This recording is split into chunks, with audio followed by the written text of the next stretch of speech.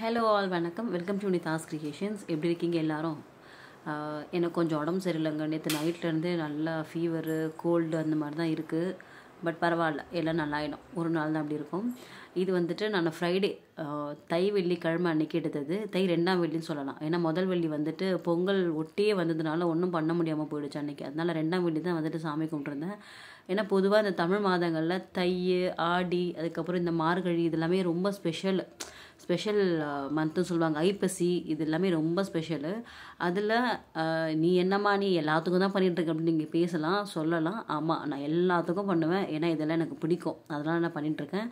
இன்னொன்று, நீங்கள் பண்ணி ஆகணுன்ற கட்டாயமோ எதுவும் கிடையாது. உங்கள் லைஃப் ஸ்டைல் எப்படியோ நீங்கள் அதை வந்துட்டு அப்படியே ஃபாலோ பண்ணி கொண்டு போயிட்டே இருங்க. பிடிக்கிறவங்க செய்யுங்க, பிடிக்காதவங்க செய்ய தேவையில்லை. ஏன்னா எல்லாமே அவரவர் விருப்பம் தான். பட் நான் சொல்கிறது ஒரே ஒரு விஷயம்தான். நீங்கள் ஒரு நாள் மட்டும் நீங்கள் இந்த மாதிரி கொஞ்சம் ஏர்லியாக எந்திரிச்சு இதெல்லாம் பண்ணி பாருங்களேன். அந்த டே உங்களுக்கு எப்படி போகுது. மற்ற நாட்கள் லேட்டாக எந்திரிச்சு லேட்டாக எல்லாமே பண்ணி ஹரிபரியாக போகிற நாட்கள் வந்துட்டு கம்பேர் பண்ணி பாருங்கள். உங்களுக்கு எது பெஸ்ட்டுன்னு தெரியும். அப்போ ஒரு லைஃப் ஸ்டைல் நம்ம வாழ்க்கையே மாற்றுது, நம்மளுடைய ஹஸ்பண்ட் மனைவிக்குள்ளே, அதாவது கணவன் மனைவிக்குள்ளே உறவையே மாற்றுது அப்படின்போது நம்ம எந்த லைஃப் ஸ்டைலை சூஸ் பண்ணுவோம். ஸோ அந்த மாதிரி நீங்கள் வந்துட்டு பிளான் பண்ணி பாருங்கள். ட்ரை பண்ணுங்கள். எதுவுமே ட்ரை பண்ணாமல் எனக்கு செட் ஆகாது, ஒத்து வர்றது, நான் இப்படி தான் அப்படி தான் நம்ம பேச முடியாது. ட்ரை பண்ணி பாருங்கள். எல்லாமே நல்லதாக நடக்கும். நல்லதே நினைங்க, நல்லதே நடக்கும். பிஃபோர் மேரேஜாக இருக்கட்டும், ஆஃப்டர் மேரேஜாக இருக்கட்டும். ஆஃப்டர் மேரேஜ் ஒரு 3 இயர்ஸ் வரைக்கும் எனக்கு சாரீ கட்ட தெரியாது. சாரீ கட்டவே தெரியாது. நான் சாரீ அவ்வளோவா கட்டவே மாட்டேன். இப்போவும் சாரீ அவ்வளோவா கட்ட மாட்டேன். இந்த டியூஸ்டே ஃப்ரைடேஸில் மட்டும் சாரீ கட்டலாம் அப்படின்ற மாதிரி இருக்குது. அதுக்கப்புறம் போக சாரீ கட்டிக்கிட்டு ஒரு நாள் ஃபுல்லாக ஒர்க் பண்ணுற மாதிரி அந்த டே அமைஞ்சிருச்சு. அது வந்துட்டு அப்படியே மாறி ஈஸியாக சாரீ கட்ட முடியுது. ஸோ நம்ம ட்ரை பண்ணும்போது நமக்கு எல்லாமே அப்படியே அழகாக அந்த வலிவு நலிவு எல்லாமே நம்ம தெரிஞ்சுக்குவோம், நம்ம புரிஞ்சுக்குவோம். அந்த மாதிரி தான் சாரீ கட்டிட்டு வீட்டோட செய்கிறது, காலையில் எந்திரிக்கிறது, சாமி கும்பிட்றது, இது எல்லாமே ஒரு விதமான லைஃப் ஸ்டைல் தான். இது ரொம்ப நல்லாயிருக்கும். சாமியோடைய பவராக இருக்கட்டும், நம்ம செய்கிற வீட்டு வேலையாக இருக்கட்டும், நம்மளை வீட்டில் எல்லாருக்கும் பிடிக்கிறதா இருக்கட்டும், எல்லாமே நம்ம நடந்துக்கிற விதத்தில் தான் இருக்குது.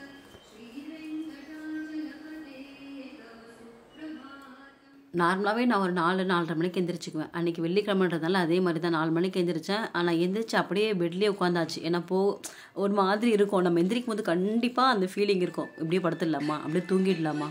வெயிட் பண்ணுங்க, எனக்கு உடனே ஃபோன் வந்துருச்சு. அதை கட் பண்ணி நான் பேசிகிட்ருக்கேன். அந்த மாதிரி ஒரு மாதிரி அப்படியே ஒரு ஸ்டேபிளாக இல்லாமல் ஒரு மைண்ட் செட் வந்து தள்ளாடிட்டே இருக்கும். அந்த நேரத்தில் நம்ம டக்குன்னு எந்திரிச்சு போய் பல்ல தேய்ச்சிடணும். அதுக்கப்புறம் நம்ம மற்ற வேலையை பார்க்கும்போது கண்டிப்பாக அது வந்துட்டு நல்லாயிருக்கும்.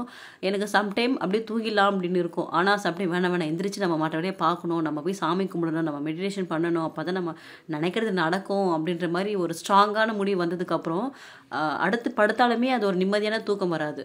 4 மணிக்கு எந்திரிச்சு 4:30 4:45 எல்லா வேலையும் ஃபினிஷ் பண்ணிவிட்டு, அதாவது மெடிடேஷன், விஷுவலைசேஷன் இது எல்லாமே ஃபினிஷ் பண்ணிவிட்டு, அதுக்கப்புறம் 5 மணி போல் நான் வீடியோ எடுத்த ஸ்டார்ட் பண்ணேன். ஏன்னா நான் முன்னாடி நல்லா டிசைட் பண்ணியாச்சு. 6 to 7 நம்ம சாமி கும்பிட்றோம், 7 மணிக்குள்ளே பூஜை எல்லாமே கம்ப்ளீட் பண்ணியிருக்கணும் அப்படின்ற மாதிரி நான் டிசைட் பண்ணியாச்சு. ஸோ அடுத்தடுத்து ஒரு வேலையாக பார்த்துட்டு இருந்தேன். ஹேர் வாஷ் பண்ணிவிட்டேன், சாரீ வியர் பண்ணிவிட்டேன். சாரியெல்லாம் முன்னாடி எடுத்து வச்சதுனால ஈஸியாக இருந்தது. இது வந்துட்டு எங்கள் அம்மாவுடைய சாரீ, எனக்கு ரொம்ப பிடிச்ச சாரின்னு சொல்லலாம். ஈஸியாக கட்ட வரும், அதனால் இது வந்துட்டு கட்டியிருந்தேன். அப்புறம் வாசலில் வந்துட்டு கோலம் போடுறது, நில வாசலில் மஞ்சள் குங்குமம் வைக்கிறது, கேஸ் ஸ்டவ்வில் கோலம் போடுறது, இது எல்லாமே பண்ணி முடிச்சுட்டு இந்த 3 ஸ்டென்சில்ஸ் வந்துட்டு நான் திருப்பதியில் வாங்கியிருந்தேங்க. ரொம்ப நல்லா இருந்தது. 3 ₹20 தான். இங்கே லோக்கலில் வந்து நான் கேட்டு பார்க்கும்போது கொஞ்சம் ரேட் அதிகமாக சொன்னாங்க. ஒன்றே ரேட் அதிகமாக இருந்தது. அதனால் இது வந்துட்டு ₹3 சொல்லிட்டு மகாலட்சுமி தாயாருடைய பாதம், தாமரை, அதுக்கப்புறம் ஒரு அந்த சக்கரம் ஸ்ரீ சக்கரம் இது வரும், அந்த யந்திரம் அது வரும், அது ஒன்று வாங்கியிருந்தேன். ஸோ மகாலட்சுமி தாயாருக்கு உண்டான விஷயங்கள் எல்லாமே தேடி நான் வந்துட்டு இப்போ பர்ச்சேஸ் பண்ணிகிட்ருக்கேன். எனக்கு ரொம்ப பிடிக்கும் வாங்கலை, அதனால். அதுவும் பத்மாவதி தாயார் கோவில் வந்துட்டு அப்பா செம்மையான கோவிலுங்க. கண்டிப்பாக நீங்கள் எனக்காக போயிட்டு வரணும் ஒரு நாள். அந்த கோவில் எங்கே இருக்குது அதை பற்றி டீட்டெயிலாக நான் வந்துட்டு ஆல்ரெடி வீடியோ கொடுத்துருக்கேன், லாங் வீடியோ கொடுத்துருக்கேன். நீங்கள் லாஸ்ட்டாக போட வீடியோ தான், செக் பண்ணி பாருங்கள். திருப்பதியில் திருச்செனூர் என்ற இடத்துல இருக்குது. அலமேலு மங்காபுரம் ஸ்ரீ பத்மாவதி தாயார் சாமி பேர். ரொம்ப அழகாக இருப்பாங்க, கண்டிப்பாக போயிட்டு வாங்க. ஸோ வாசலில் வந்துட்டு மாக்கோளம் தான் போட்டிருந்தேன். மாக்கோளம் பார் வந்துட்டு நம்ம ஆல்ரெடி சேல் பண்ணிகிட்ருக்கோம் இல்லையா, அது வந்துட்டு அப்படியே இருக்கும். அதுலேருந்து நான் மட்டும் கொஞ்சம் எடுத்து 2 கட்டி எடுத்து இந்த மாதிரி நான் கோலம் போடுக்கிறது. எக்ஸ்ட்ரா இருக்கிறத வந்துட்டு அப்படியே ஃப்ரிட்ஜில் வச்சுருவேன். மறுநாள் வந்துட்டு போடும்போது அது தீர்ந்து போயிடும், அந்த மாதிரி தான். ஸோ படிக்கோலம் போட்டிருந்தேன் அன்றைக்கி வெள்ளிக்கிழமை. படிக்கோலம் ரொம்ப ஸ்பெஷலு. வெள்ளிக்கிழமை பொதுவாகவே நமக்கு மகாலட்சுமி தாயாருக்கு வந்துட்டு அது உகந்தது. அன்றைக்கி நம்ம மகாலட்சுமி பூஜை பண்ணலாம், லக்ஷ்மி குபேர பூஜை பண்ணலாம், என்ன வேணாலும் நம்ம அதை செய்யலாம். நான் வந்துட்டு வெள்ளிக்கிழமையில் மகாலட்சுமி பூஜை பண்ணணும் அப்படின்றது இந்த வீடு வந்ததுக்கப்புறம் நான் எடுத்த ஒரு டிசிஷனு. ஒரு வாரம் மாறும், இன்னொரு வாரம் வந்துட்டு பண்ணுவேன், ஒரு வாரம் விடுவேன், அந்த மாதிரி. பட் எப்படியாவது பண்ணிடணும் அப்படின்னு சொல்லிட்டு மேக்ஸிமம் ட்ரை பண்ணுவேன். மாக்கோலம் போடுறது நல்லது. அது கூட கொஞ்சமாக மஞ்சள் கலந்து போடும்போது இன்னும் டிவைனாக இருக்கும். ஸோ நான் இதெல்லாமே படிக்கணும்லாம் போட்டுட்டு அது கூட பார்டர் வந்து கொடுக்குற மாதிரி இந்த காவி பொடி இருக்கும் இல்லையா, அது வந்துட்டு கொடுப்பேன். அது காஞ்சதுக்கப்புறம் அவ்வளோ அழகாக இருக்கும் உங்கள் வாசல். இது ஒரு டிப்ஸ் கூட நீங்கள் வச்சுக்கலாம். இல்லை ஒரு அக்காவா நான் சொல்கிறேன், உங்களுக்கு ஒரு தங்கச்சியா ஒரு மகளா ஒரு என்ன வேணால் நீங்கள் வச்சுக்கோங்க. மெயின் டோரை, இந்த மெயின் வாசலை, நில வாசலை எவ்வளோக்கு எவ்வளோ நீங்கள் அழகாக வைக்கிறீங்களோ அந்தளவுக்கு உங்கள் வீட்டுக்கு வரப்போகிறவங்க மனநிலையாக இருக்கட்டும், இல்லை நீங்கள் வெளியிலேருந்து உள்ளே வரும்போதாக இருக்கட்டும், நெகட்டிவ் வைப்பு என்ன வேணால் நீங்கள் அது பேர் வச்சுக்கோங்க. அது எல்லாமே நம்ம வீட்டு வாசலை தாண்டி நம்ம வீட்டுக்குள்ளே வரவே வராது. அது நம்மளுடைய நம்பிக்கை. கண்டிப்பாக இந்த மெயின் டோரை வந்துட்டு எவ்வளோக்கு எவ்வளோ அழகாக வைக்க முடியுமோ அந்த அளவுக்கு வைங்க. நல்லா ட்ரெடிஷ்னலாக வைங்க, மங்களகரமாக வைங்க. அது நல்ல பழக்கம், நல்லாவே இருக்கும். இன்னொரு விஷயம், ஹஸ்பண்ட் ஒய்ஃப்குள்ளே சண்டை வராது. ஏன்னா இப்போது ஹஸ்பண்ட் வந்துட்டு காலையில் ஆஃபீஸ் போகிறாங்க, வீட்டுக்கு வரும்போது கிட்டத்தட்ட நைட் ஆகிடும். அங்கே வரும்போது வீடு நல்ல வாசல் நல்லா ட்ரெடிஷ்னலாக இருக்குது, நம்ம விளக்கெலாம் ஏற்றி சாமிக்கும் ஒரு மாதிரி பாட்டெல்லாம் போட்டு நல்லா ஊதுவத்திலாம் ஏற்றி வச்சு நல்லா வாசனையாக வீடு வச்சுருக்கோம். அவங்க உள்ளே வரும்போது அந்த வேலை மேலே நடந்த ப்ரெஷர் எல்லாமே அடங்கி உள்ளே வரும்போதே ஒரு மாதிரி வைப் இருக்கும் அவங்களுக்கு. நம்ம மேலே ஒரு லவ் வரலாம், ஒரு அஃபெக்ஷன் வரலாம். ஸோ இது வந்துட்டு ஒரு சின்ன டிப்ஸ் தான், கண்டிப்பாக ஃபாலோ பண்ணி பாருங்கள். ஏன்னா இது மாதிரி நிறைய நடந்திருக்கு. எனக்கு கமெண்ட்லேயும் சரி, வாட்ஸ்அப் மெசேஜ்லையும் சரி நிறைய பேர் ஷேர் பண்ணியிருக்காங்க. பிஃபோர் மேரேஜ் எல்லாருக்கும் எல்லாமே ஒன்றா தான் நடந்திருக்கும். ஆஃப்டர் மேரேஜ் நம்ம லைஃப் பார்ட்னர் எப்படி இருக்காரோ அவருடைய மனநிலையை பொறுத்து தான் நம்ம மனநிலையும் அதில் அடங்கியிருக்கு. அவங்க சிரித்தா நம்ம சிரிப்போம், அவங்க அழுதா நம்ம அழுவோம், அவங்க கடுகடுப்பு இருந்தால் நமக்கும் கடுகடுப்பு இருக்கும். ஏன்னா அவங்க காட்டுற அந்த எல்லா நவரசங்களையும் நம்ம மேலே தான் அவங்க காட்டுவாங்க. இது உண்மை தானே? ஸோ அவங்களுடைய மனநிலையை வந்துட்டு நம்ம நல்லா வச்சுக்கிட்டோன்னா நம்ம லைஃப்பில் ஜாலியாக ஹாப்பியாக இருக்கலாம். வாசலில் கோலம் போட்டாச்சு, பூஜை ரூம்லேயும் அழகாக பூவெல்லாம் போட்டு எல்லாமே அரேஞ்ச் பண்ணி வச்சாச்சு. பூஜை ரூமில் வந்துட்டு எனக்கு இப்போதைக்கு என் டைமுக்கு ஏற்ற மாதிரி நான் வந்துட்டு அரேஞ்ச் பண்ணி வச்சுருக்கேங்க. இன்னும் நிறைய வேலை இருக்குங்க எனக்கு. வீட்டில் நிறைய பேர் ஹோம் டூர் கேட்டுட்ருக்கீங்க. இன்னும் நிறைய வேலை இருக்குது. என்னால் தண்ணியாலாம் எல்லாமே மெயின்டைன் பண்ண முடியல. எங்கள் அம்மா வந்து அடிக்கடிக்கு க்ளீன் பண்ணி கொடுத்துட்டு போவாங்க. இன்னும் ரீஅரேஞ்ச் பண்ணுறது நிறைய இருக்குது. பூஜை ரூமில் அந்த லைட் செட்டிங்லாம் வந்துட்டு அது உங்களுக்கு பார்க்கும்போதே தெரிஞ்சிருக்கும், ஒரு மாதிரி ஃபினிஷிங்கே இல்லாத மாதிரி இருக்கும். அதை எடுத்து அப்புறம் அங்கே டெக்கரேட் பண்ணுறது, அது மாதிரி நிறைய வேலை இருக்குது. நான் எல்லாமே கம்ப்ளீட் பண்ணதுக்கப்புறம் உங்களுக்கு ஒரு ஃபுல் அழகாக வந்துட்டு ஒரு ஹோம் டூர் நான் உங்களுக்கு கொடுக்குறேன். நிறைய பேர் கேட்டுட்டு தான் இருக்கீங்க, கண்டிப்பாக நான் ஷேர் பண்ணுறேன்.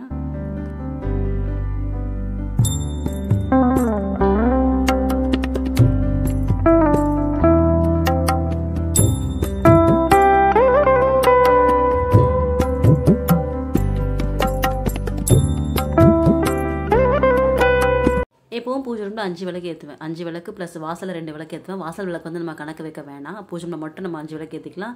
அதை தாண்டி 9 விளக்கு நீங்கள் ஏற்றலாம். 5 விளக்கு பஞ்சபூதங்களை குறிக்கும், 9 விளக்கு நவகிரகங்களை குறிக்கும், 7 விளக்கு வந்துட்டு சனி பகவானை குறிக்கும். ஆனால் நான் வந்துட்டு அதை ஒரு ஷார்ட்ஸை சொல்லும்போது ஒரு சிஸ்டர் சொல்லியிருந்தாங்க சனி பகவானை ஏன் தப்பாக சொல்கிறீங்க அப்படின்னு. நான் அப்படி சொல்லவே கிடையாது. பட் வீட்டில் பொதுவாகவே நம்ம வீட்டில் அப்படி தானே சொல்லுவாங்க. நான் அதை தான் வந்துட்டு ஷேர் பண்ணியிருந்தேன். நான் தப்பாக சொல்லலை, அவருமே கடவுள் தான். அவ்வளோ சீக்கிரம் எழுந்திரிச்சு எல்லாமே பண்ணினது அந்த விளக்கேற்றி சாமி கும்பிட்ற அந்த ஒரு 5 நிமிஷம் மட்டும்தாங்க. அவ்வளோ நல்லாயிருக்கும், அந்த வைபே அவ்வளோ சூப்பராக இருக்கும். ஸோ விளக்கேற்றியாச்சு, சாமிக்கு ஊதுவத்தி சாமி எல்லாம் காமிச்சிட்டு கடைசியில் சூடெல்லாம் காமிச்சு பெல் அடித்து சாமி கும்பிட்டு முடிச்சாச்சு. அவ்வளோ காலையில் எழுந்திரிச்சு நீங்கள் சாமி கும்பிடும்போது பெல் அடிக்கிறீங்களே, அக்கம் பக்கத்தில் வந்து டிஸ்டர்பன்ஸ் ஆகாது அப்படின்னு கேட்குறீங்க. நான் காலையில் மட்டும் ரொம்ப ஸ்பீடாலாம் பெல் அடிக்க மாட்டேங்க, லைட்டாக தான் பெல் வந்துட்டு நான் தட்டுவேன். ஏன்னா அக்கம் பக்கம் நம்ம வீடு வந்துட்டு அப்பார்ட்மெண்ட் வீடு தான், அக்கம் பக்கம் வீடு இருக்குது. ஸோ அவங்க டிஸ்டர்பன்ஸ் ஆகாத மாதிரி தான் நான் வந்துட்டு பண்ணுவேன். பெல் அடிக்காமையே இருக்க முடியாது. இந்த ஒலி சத்தம், டிவியில் போடக்கூடிய சுப்ரபாதமாக இருக்கட்டும், இந்த தீபத்துடைய அந்த சுடர் ஒளி, இது எல்லாமே தான் நம்ம வீட்டை வந்துட்டு நல்லா பாசிட்டிவாக ஆகும். நான் 6:30க்கு தான் சாமி கும்பிட்டுருந்தேன் இல்லையா, அதனால நல்லா நான் ஃப்ரீயாக வந்துட்டு சாமி கும்பிட்டு முடிச்சாச்சு. அப்புறம் ஒரு 6:45க்குள்ளே சாமி நல்லா கும்பிட்டு முடிச்சுட்டு அதுக்கப்புறம் போய்ட்டு லஞ்ச் வேலையெல்லாம் பார்க்க ஸ்டார்ட் பண்ணியாச்சு.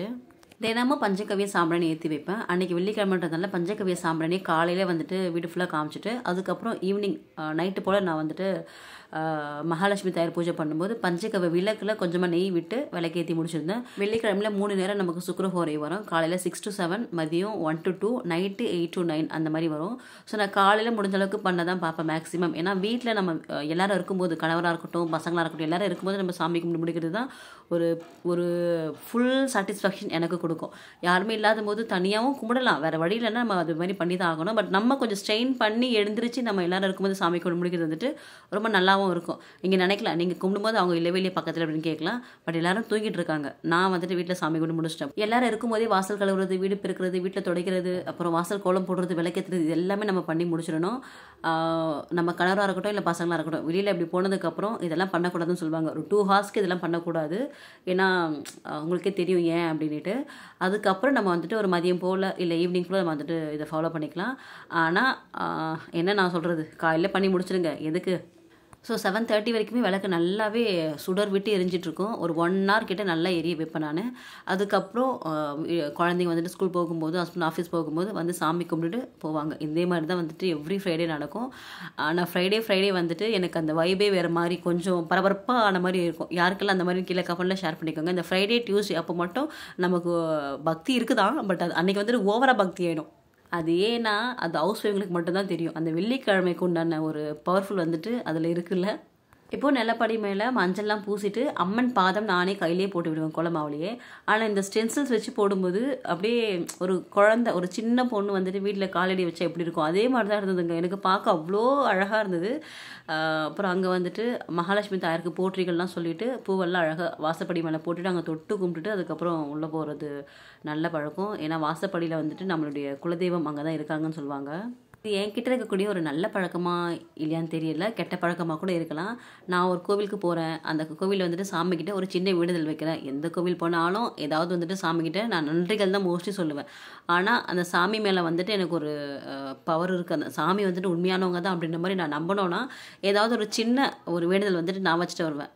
சின்ன வேண்டுதல் தான், எனக்கு இப்படி நடக்கணும் அப்படி நடக்கணும் இந்த மாதிரி ஆகணும் அந்த மாதிரி ஆகணும்னு சொல்லிட்டு ஏதாவது வேண்டுதல் வைக்கும்போது அது உடனே எனக்கு நடந்துருமா, உடனே நான் வந்துட்டு அந்த சாமி, ஐயோ அந்த சாமி வந்துட்டு உண்மையான சாமி அப்படின்னு நான் நம்ப ஆரம்பிச்சிடுவேன். அது அப்போதுலேருந்து எனக்கு இப்போ வரைக்கும் இருக்கிற பழக்கம் அது. அதனால தான் நான் வந்துட்டு மோஸ்ட்லி எல்லா சாமியுமே வந்துட்டு பவர்ஃபுல் தான் அப்படின்னு நான் சொல்கிறது. ஏன்னா நான் எந்த கோவில் போனாலுமே ஏதாவது ஒன்று கேட்பேன், ஏதாவது நடக்கும். இல்லை அவங்க உண்மையானவங்க தான் அப்படின்னு. எனக்கு நடக்காத வரை நான் வந்துட்டு சாமி பெருசாக இது பண்ண மாட்டேன். எனக்கு நடந்துச்சுன்னா அந்த சாமியை நான் எந்த அளவுக்கு என்னால் முடியுமோ அந்தளவுக்கு சூப்பராக நான் வழிபடுவேன். இது என்னுடைய பர்ஸ்பெக்டிவ். நான் வந்துட்டு ஃபாலோ பண்ணுறது எனக்கு உண்டானது. நீங்கள் உங்களுடைய பர்ஸ்பெக்டிவ் வேறு மாதிரி இருக்கலாம். பட் இது நான் வந்துட்டு என்னுடைய தான் ஷேர் பண்ணியிருக்கேன். இது கெட்ட பழக்கமா இல்லை நல்ல பழக்கமானு தெரியலை. ஆனால் நான் இப்படி தான் அப்படின்னு வந்துட்டு நான் உங்ககிட்ட ஷேர் பண்ணிக்கிறேன். ஸோ நீங்களுமே வந்துட்டு எப்படின்னு கீழே கமெண்ட்டில் ஷேர் பண்ணுங்கள். ஏன்னா ஒரு விதமான ஒரு மாதிரி இருப்பாங்களே, அதனால தான். சாமி கும்பிட்டு முடிச்சாச்சு. பசங்களுக்கு காலையில் கம்பு தோசை வந்துட்டு இருந்தது, அதாவது கம்பு இட்லி மாவு தோசை அரைச்சிருந்தேன் இல்லையா, அது இருந்தது. அதை வச்சு இட்லி மாதிரி ரெடி பண்ணிவிட்டு கூடவே கீயெல்லாம் போட்டு இட்லி பொடியெல்லாம் போட்டு ஒரு மாதிரி கீ ரோஸ்ட் மாதிரி செஞ்சு கொடுத்தமிச்சாச்சு. லேட்டராக தான், ஒரு 11 மணி போல் தான் நான் வந்துட்டு லஞ்சே செஞ்சுருந்தேன். காலையில் கொஞ்சம் பேக்கிங் ஒர்க்லாம் இருந்தது, அதெல்லாம் பார்த்துடலாம் அப்படின்ட்டு அதை வந்துட்டு பார்த்துட்டு இருந்தேன். நான் ஈவினிங் போல் நாங்கள் அங்காளம்மன் கோவிலுக்கு கிளம்புற மாதிரி ஐடியா இருந்தது. அதனால் காலையில் எல்லாமே வேலையும் ஃபினிஷ் பண்ணிட்டேன். லஞ்ச் பார்த்தீங்கன்னா அவரைக்காய் வந்துட்டு போட்டு நல்லா சாம்பார் போட்டு செஞ்சுருந்தேன். அவரைக்காய் சாம்பார், முள்ளங்கி சாம்பார், அதுக்கப்புறம் மெயினாக கத்திரிக்காய் முருங்கை மாங்காய், இந்த சாம்பார்லாம் வந்துட்டு ரொம்ப நல்லாயிருக்கும், டேஸ்ட் நல்லாயிருக்கும். உங்களுக்கு என்ன ரெசிபி பிடிக்கும்னு கீழே கமெண்ட்டில் ஷேர் பண்ணிக்கோங்க. ஆனால் வெள்ளிக்கிழமை ஏதாவது பருப்பு போட்டு செய்யணும் இல்லையா, நான் வந்துட்டு வேறு மாதிரி செய்வேன். பிசிபிளாபாத் செய்வேன் பருப்பு போட்டு, இல்லாட்டி இது மாதிரி சாம்பார் வைப்பேன், இல்லாட்டி இந்த மிளகா தண்ணி சாம்பார் சொல்லுவாங்களே அது மாதிரி செய்வேன். கூட்டு போட்டு பருப்பு ஆட் பண்ணி செய்வேன். ஏதாவது ஒரு பருப்பு யூஸ் பண்ணி ஒரு சமையல் செஞ்சிடுறது. ஏன்னா இதெல்லாமே வந்துட்டு நம்மளுடைய பாரம்பரியமான வழக்கம்ல, நம்ம கண்டிப்பாக ஃபாலோ பண்ணணும் தானே. ஸோ குக்கரில் எல்லாத்தையும் சேர்த்து விசில் போட்டு இறக்கி தாளித்து அப்படியே செய்ய வேண்டியது தான். இப்போ நான் வெயிட் லாஸில் இருக்கேன், அதனால் டீ காஃபி டோட்டலாக அவாய்ட் பண்ண சொல்லியிருக்காங்க எனக்கு. ஆனால் என்னால் டீ காஃபி இல்லாமல் அந்த நாள் ஓடவே ஓடாது, அப்படியே டல்லாகி உட்காந்துருவதுனால நான் என்ன பண்ணுவேன்னா, 1 டம்ளருக்கும் கொஞ்சம் குறைவான பால், அதில் ஒரு 3 டம்ளர் தண்ணி, இதெல்லாம் சேர்த்து நல்லா தண்ணி டீ போட்டு குடிப்பேன். எனக்கு டீன்னு எழுதி கொடுத்தாலே போதும், நான் குடிச்சிருவேன், அந்த மாதிரி ஒரு ஆள். ஸோ டீ குடிக்காமல் எப்படி இருக்கும் அப்படின்னு சொல்லிட்டு அவங்ககிட்ட நான் கேட்டு பெர்மிஷன் வாங்கி இந்த மாதிரி நான் போட்டு குடிச்சிருக்கேன். அது நடு பர்னரில் வச்சுருக்கேன். ஒரு சைடு குக்கர் போட்டு வச்சாச்சு, இன்னொரு சைடு வந்துட்டு சாதம் வச்சாச்சு. ஸோ 3 பர்னர் இருக்கிறதுனால அப்படியே 1 by 1 வந்துட்டு எல்லாமே மாறி மாறி ரெடி ஆகிடும். இதெல்லாம் இங்கே வைக்கிறதுக்குள்ளே நான் என்ன பண்ணுவேன், பாத்திரம் தேய்ச்சி முடிச்சிடுவேன். ஸோ இந்த மாதிரி ஆல்டர்னேட்டிவாக ஒன்று பண்ணும்போது எனக்கு டக்குன்னு எல்லா வேலையும் ஃபினிஷ் பண்ணிவிடுவேன். அப்படியே சைட் பை சைடு இந்த மொபைல் அடிக்கடிக்கு 10 தடவை அதை தேய்ச்சிட்டே இருந்தால் தான் அந்த வேலையும் ஓடிட்டே இருக்கும். ஏதாவது மெசேஜ் வந்திருக்கா, ஏதாவது ஒரு காலையில் வாட்ஸ்அப் வச்சேன் அப்படின்னா அது என்ன வந்திருக்கு, எத்தனை பேர் பார்த்துருக்காங்க, அது தப்பான பழகம். உண்மையாகவே அதை வந்துட்டு மாற்றிக்கோங்க. நானும் மாற்றிக்க ட்ரை பண்ணுறேன். நம்ம ஒரு ஸ்டேட்டஸ் வைக்கிறோம் அப்படின்னா அந்த ஸ்டேட்டஸ் எத்தனை பேர் பார்க்குறாங்க அப்படின்றத நம்ம பார்க்கவே கூடாது. அதில் வந்து நம்ம ஃபோக்கஸ் வந்துட்டு மாறி போய்டும் சொல்லுவாங்க. நான் ஒரு கிளாஸ் அட்டன் போது இது சொல்லியிருந்தாங்க. அதை நீங்களும் மாற்றிக்கோங்க, நானும் மாற்றிக்க ட்ரை பண்ணுறேன்.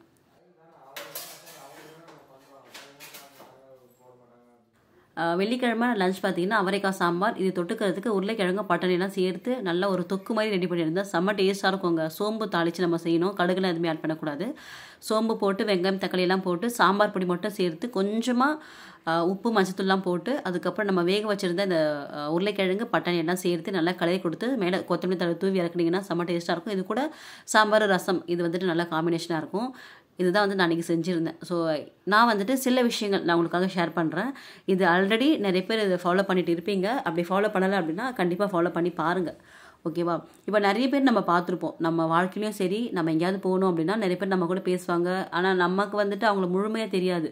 இப்படி தான் அப்படின்னு நம்ம சும்மா ஒரு கெஸ்ஸிங்கில் இருக்கும். அவங்க பேசுகிற தோரணைலாம் வச்சு நம்ம கெஸ் பண்ணுவோம் இல்லையா? அந்த மாதிரி நம்ம எப்படி இருக்கணும் அப்படின்றத நம்ம தான் டிசைட் பண்ணணும். ஓகேவா? நம்ம வந்துட்டு மற்றவங்களை பார்த்து கற்றுக்கிறதுலாம் கிடையாது. நம்ம வாழ்க்கையில் நம்ம இப்படி தான் இருக்கணும் அப்படின்ற மாதிரி ஒரு சில நெறிமுறைகள் நம்ம வகுத்து வைக்கணும் இல்லையா? அதில் ஒரு சில விஷயங்கள் என்னென்னா, எல்லாருக்கிட்டையுமே நம்மளால் அன்பாக பேச முடியாது. ஏன்னா நம்மளை கடுப்பேற்றவங்களும் இருக்காங்க, காண்டேற்றவங்களும் இருக்காங்க. அவங்ககிட்ட நம்ம அன்பாக பேசணுமா அப்படின்னு கேட்டிங்கன்னா வேண்டாம், அதெல்லாம் வந்து வேண்டாம். பட் ட்ரை பண்ணலாம், அன்பாக இருக்க ட்ரை பண்ணலாம். அவங்க என்ன பேசினாலும் அதை காதில் வாங்கிக்காமல் அப்படி தான் நான் அப்படின்ற மாதிரி ஒரு அன்பாக பேச நம்ம ட்ரை பண்ணலாம். அதே மாதிரி எல்லா விஷயத்துலையும் நம்ம மூக்கு நுழைக்கணும்னு அவசியம் கிடையாது. 2 பேர் பேசிகிட்டு இருக்காங்கன்னா அது யாராக வேணா இருக்கட்டுமே, நம்ம கணவர் மாமியாராக இருக்கட்டும், இல்லை அம்மா அப்பாவாக இருக்கட்டும், இல்லை தம்பி ஒய்ஃபாக இருக்கட்டும், யாராக வேணா இருக்கட்டுமே, 2 பேர் பேசிகிட்டு இருக்காங்க, அது அவங்களுடைய லைஃப். நம்ம போயிட்டு இப்படி அப்படின்னு நம்ம கருத்துக்களை சொல்லக்கூடாது, சொல்லவும் வேணாம். ஏன்னா அது அவங்க லைஃப். நம்ம எதுக்கு தேவையில்லாம மூக்கு நுழைக்கணும்? என் ஃப்ரெண்டு ஒருத்தி இருக்கா. நாங்கள் 2 பேரும் வந்துட்டு ஒரு தடவை என் ஃப்ரெண்டுடைய இன்னொரு ஃப்ரெண்டுடைய வீட்டு கிரக பிரவேசத்துக்கு போனோமா. அங்கே அவங்களே லோன்லாம் போட்டு வீடை வந்துட்டு அழகாக கட்டி வச்சுருக்காங்க. அதில் 1008 இது இருக்க தான் செய்யும். ஏன்னா கட்டவங்களை தானே தெரியும் அதனுடைய வழி எப்படி அப்படின்னு சொல்லிட்டு அவங்க அதெல்லாம் போட்டு செஞ்சு வச்சுருக்காங்க. இவ அங்கே போயிட்டு இது இப்படி பண்ணியிருக்கலாம், அது அப்படி பண்ணியிருந்துருக்கலாம், இந்த வாஸ்து சரியில்லை அப்படி இப்படின்னு சொல்லும்போது அவங்களுக்கு எவ்வளோ காண்டாக இருக்கும் சொல்லுங்களேன். அந்த மாதிரி பேச தானே கூடாது. அங்கேயே நான் அவங்கள பிடிச்சி திட்டினேன், இந்த மாதிரிலாம் பேசாது, அதெல்லாம் தப்பு. எதுக்கு அவங்க லோன் போட்டு வாங்கி நம்மளை சும்மா ஒரு வாங்க வந்து பாருங்க அப்படின்னு கிரகப்பிரவேசம் வச்சு நம்மளை கூப்பிட்றாங்க. நம்ம போயிட்டு வாழ்த்து சொல்லனாலும் பரவாயில்ல, அவங்கள வந்துட்டு அந்த மாதிரி பேசி வாஸ்துலாம் சொல்லி நம்ம அவங்கள வந்துட்டு மனசை நோக்கடிக்கக்கூடாது அப்படின்னு சொல்லியிருந்தேன். அதுக்கப்புறம் அவளை ஆமாம் கரெக்டு தான் அப்படின்ற மாதிரி அவளும் என்கிட்ட சொல்லியிருந்தேன். ஸோ போகிறீங்கன்னா உங்கள் வேலை அங்கே என்ன அதை மட்டும் ஃபினிஷ் பண்ணிட்டு வந்துடுங்க. தேவையில்லாத கருத்தில் நம்ம வந்துட்டு முன்வைக்கக்கூடாது. ஒன்று தான், சந்தோஷமாக இருக்கக்கூடிய நேரத்தில் வாஸ்து சாஸ்திரம்லாம் சொல்லி அவங்க மனசை நம்ம வேதனைப்படுத்தக்கூடாது. இதெல்லாம் கூட பரவாயில்லங்க. இன்னொரு கேட்டகரி என்ன தெரியுமா? இப்போ ஒரு கல்யாணத்துக்கு நம்ம இன்வைட் பண்ணுறாங்கன்னா அங்கே போயிட்டு மாப்பிள்ளை வந்துட்டு இப்படி இருக்காரு, பொண்ணு இப்படி இருக்காங்க, இது என்ன குட்டலமாக இருக்குது, இது என்ன உயரமாக இருக்காரு அப்படின்ற மாதிரி பேசுறது, எத்தனை பவுன் போடுறது, இந்த மாதிரிலாம் வந்துட்டு தேவையில்லாத சில்லி கொஸ்டின்ஸ்லாம் கேட்டுட்டு அங்கே இருக்கவங்களையும் எல்லாத்தையும் வந்து நம்ம கேட்டு பேசி நம்ம மேலே இருக்கக்கூடிய மரியாதையை நம்ம வந்துட்டு இழந்து, இதெல்லாம் தேவையில்லாதது. அதுக்கப்புறம் நான் இப்படி பண்ண தெரியுமா கல்யாணத்தை, எங்கள் அம்மா எனக்கு இப்படி பண்ணாங்க, எங்கள் அப்பா எனக்கு அப்படி பண்ணாங்க, நான் என் பையனுக்கு இப்படி பண்ணேன், இதெல்லாம் வந்துட்டு தேவையில்லாத வார்த்தைகள். இந்த தற்பெருமைன்னு சொல்லுவாங்க இல்லையா, அதெல்லாம் வந்துட்டு தேவையில்லாதது. அவரே கடன் வாங்கி கல்யாணம் பண்ணியிருப்பாரு. அவருக்கு நம்ம உதவி செய்யலைனாலும் உபத்திரவம் செய்யாமல் இருக்கலாம். நம்ம வீட்டில் நடக்காத வர மற்றவங்க வீட்டில் நடந்தால் அது நமக்கு வேடிக்கை, நம்ம வீட்டில் நடந்தால் அது நமக்கு வேதனை.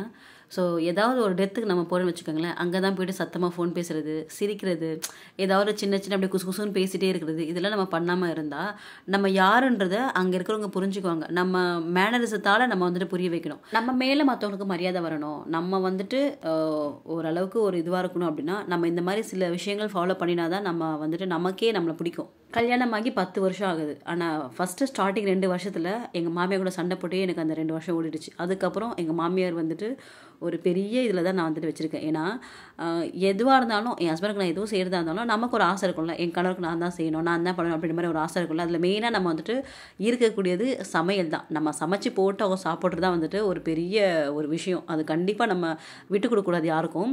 ஸோ அந்த மாதிரி கல்யாணம் ஆனதுக்கப்புறம் மாமியாருங்க நான் என் பிள்ளைக்கு நான் தான் செஞ்சு கொடுப்பேன் அப்படின்னு இல்லாமல் மருமக வந்ததுக்கப்புறம் கொடுத்துடலாம், இந்த மணி செஞ்சு கொடுமா அவங்க கணவருக்கு அப்படின்னு கொடுத்துடலாம். இல்லை ஆஸ் அ மருமகளாக நீங்கள் இருக்கீங்கன்னா நீங்களே வாய் விட்டு கேட்கலாம், நான் செய்கிற சமையல் கொடுங்க அப்படின்னு நீங்களே வாய் விட்டு கேட்கலாம். இதுவும் நம்ம பேசாத வர மனசுக்குள்ளேயே வச்சுருந்தீங்கன்னா அது வந்துட்டு அப்படியே புழுங்க சண்டையே தான் வந்துட்டு இருக்கும். கேட்டுட்டிங்கன்னா அது அன்னைக்கு முடிஞ்சிடும். இன்னொன்று, இந்த டிவி சீரியல், இந்த படம், இதெல்லாம் இந்த டைலாகை கேட்டு ரொம்ப அழுத்து போச்சுங்க. எனக்கு வந்துட்டு மருமகள் வந்து மருமகள் இல்லை மகள், எனக்கு எங்கள் மாமியார் வந்துட்டு மாமியார் இல்லை அம்மா, அதெல்லாம் தேவையில்லை.